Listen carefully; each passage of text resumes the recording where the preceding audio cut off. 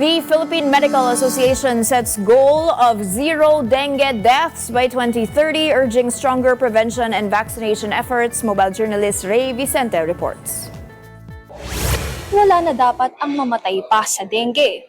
Kaya naman target ng Philippine Medical Association ang zero dengue deaths sa 2030.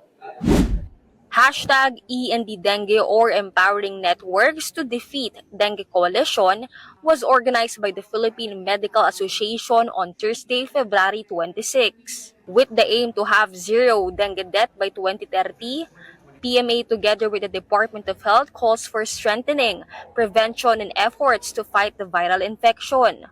And we agree on the other 4 pillars to include community engagement and education, eliminating breeding sites of vectors, epidemiology concerns, focus on integrated dengue surveillance systems, and at last but not least, of course, the development of dengue vaccine. Active lobbying of new vaccine is being introduced to authorities, especially doctors cited neighboring countries like Malaysia, Vietnam, Thailand, and Indonesia have already won. Wala pa pong vaccine na nasa market ngayon. We do have now a next generation which we have been working on to ensure the safety of our children, our people. Vaccine would be the most important preventive measure. While they acknowledges the lower dengue cases, the high fatality rate is still being emphasized. Kung ikukumpara natin yung 2025 sa 2024, bumaba po ng 26%. Pag kinumpara naman natin yung dami ng namatay sa dengue, ng 2024 at 2025, bumaba po ng 15%. Pero tingnan nyo kung gaano yung pagbaba.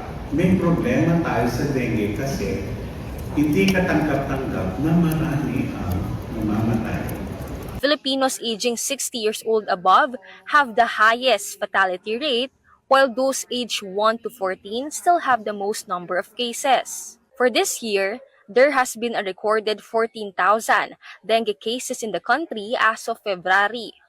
Ngayong po 2026 hanggang February 14 ay meron na tayong lampas 14,000 kaso.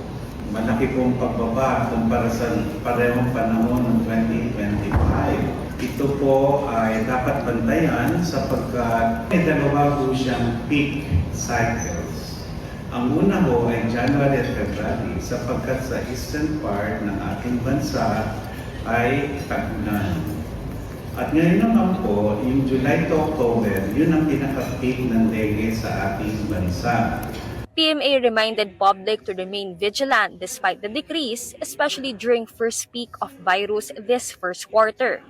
Kapatid Ray Vicente, we are One News.